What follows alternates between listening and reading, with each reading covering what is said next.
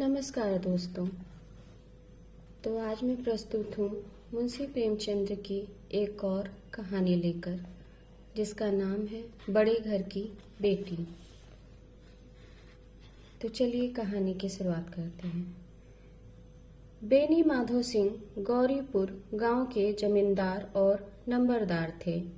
उनके पितामह किसी समय बड़े धन धान्य से संपन्न थे। गांव का पक्का तालाब और मंदिर, जिसकी अब तक मरम्मत भी मुश्किल थी, उन्हीं के कीर्ति स्तंभ थे। कहते हैं कि इस दरवाजे पर हाथी घूमता था।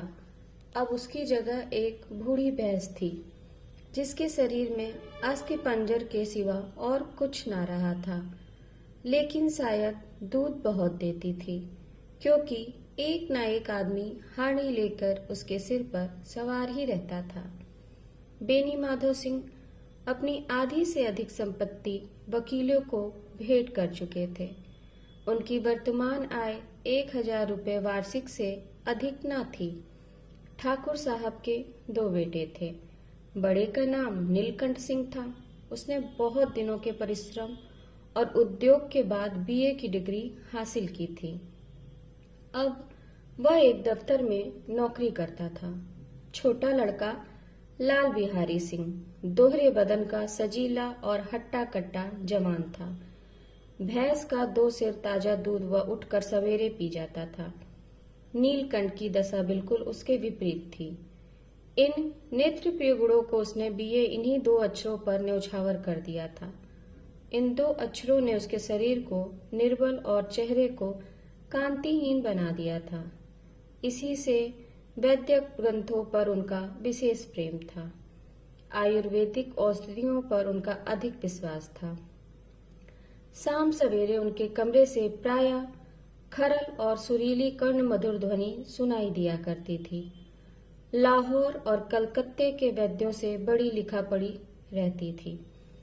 नीलकंठ इस अंग्रेजी डिग्री के अधिपति होने पर भी अंग्रेजी सामाजिक प्रथाओं के विशेष प्रेमी न थे, बल्कि वह बहुधा बड़े जोर से उसकी निंदा और तिरस्कार किया करते थे।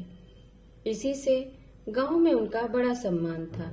दशहरे के दिनों में वह बड़े उत्साह से रामलीला में सम्मिलित होते और स्वयं किसी न किसी पात्र का रोल करते थे। गौरीपुर के रामलीला के वही जन्मदाता थे। प्राचीन हिंदू सभ्यता का गुणगान उनकी धार्मिकता का प्रधान अंग था। सम्मिलित कुटुंब के तो वो एकमात्र उपासक थे। आजकल स्त्रियों को कुटुंब में मिलजुल कर रहने की जो अरुचि होती है, उसे वह जाति व देश दोनों के लिए हानिकारक समझते थे। यही कारण था कि गांव की ललनाएं उनकी निंदक थीं। कोई कोई तो उन्हें अपना शत्रु समझने में भी संकोच नहीं करती थी। स्वयं उनकी पत्नी को ही इस विषय में उनसे विरोध था। यह इसलिए नहीं कि उसे अपने सास ससुर, देवर या जेठ आदि से घृणा थी, बल्कि उसका विचार था कि यदि बहुत कुछ सहने और तरह देने पर भी परिवार के साथ निर्वाह ना हो सके, तो आए दिन की कलह से जीवन को नष्ट करने की अपेक्षा यही उत्तम है कि अपनी खिचड़ी अलग पकाई जाए। आनंदी एक बड़े उच्च कुल की लड़की थी। उसके पिता एक छोटी सी रियासत के तालुकेदार थे। उनके पास एक प्रतिष्ठित तालुकेदार के भाग्य पदार्थ विद्यमान थे। नाम था भूप सिंह। वे बड़े उदार चित्त और प्रतिभाशाली पुरुष थे, लेकिन दुर्भाग्य से लड़का एक भी न था। 7 लड़कियां हुईं और दैव योग से सबकी सब जीवित रहीं। पहली उमंग में तो उन्होंने 3 ब्याह दिल खोल कर किए, लेकिन 15-20 हजार रुपयों का कर्ज सिर पर हो गया तो आंखें खुली, हाथ समेट लिया। आनंदी चौथी लड़की थी। वह अपनी सब बहनों से अधिक सुंदर और गुणवती थी। इससे ठाकुर भूप सिंह उसे बहुत प्यार करते थे। ठाकुर साहब बड़े धर्म संकट में थे। इसका विवाह कहाँ करें? ना तो यही चाहते थे कि ऋण का बोझ बढ़े, और ना यही स्वीकार था कि उसे अपने को भाग्यहीन समझना पड़े। एक दिन श्रीकंठ उनके पास किसी चंदे का रुपया मांगने आए। भूप सिंह उनके स्वभाव पर रीझ गए और धूमधाम से श्रीकंठ सिंह का आनंदी के साथ ब्याह हो गया।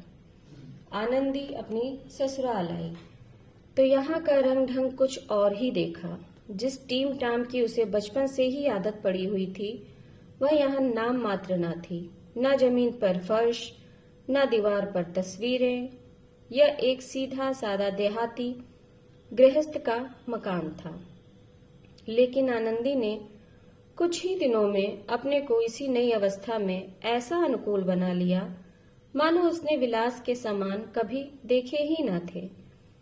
एक दिन दोपहर के समय लाल बिहारी सिंह 2 चुड़िया लिए हुए आए और अपनी भाभी से बोला, जल्दी से इन्हें पका दो, मुझे बहुत भूख लगी है।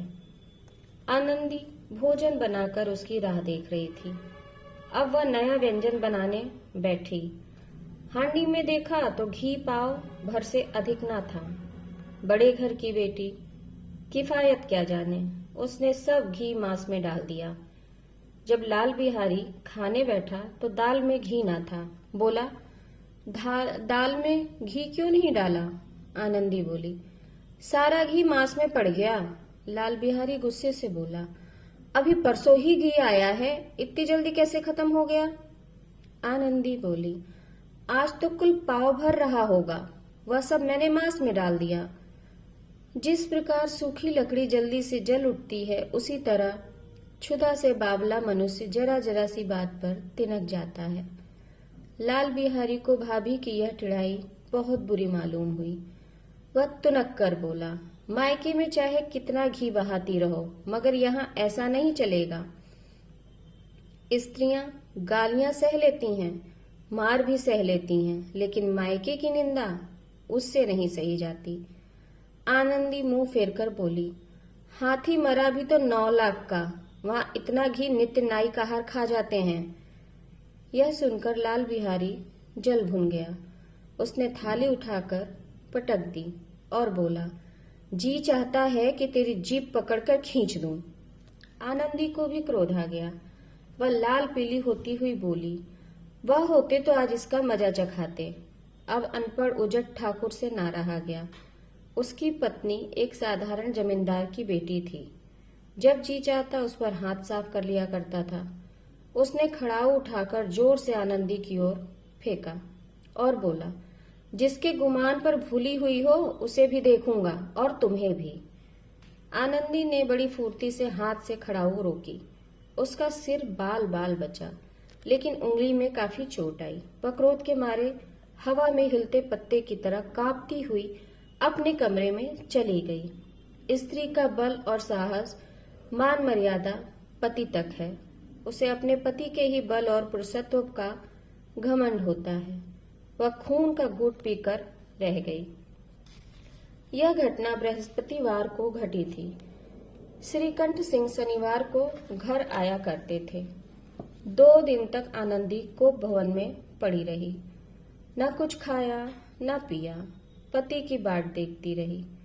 अंत में नियमानुसार उसके पति शनिवार शाम को घर आए और आकर बैठकर कुछ इधर उधर की बातें की।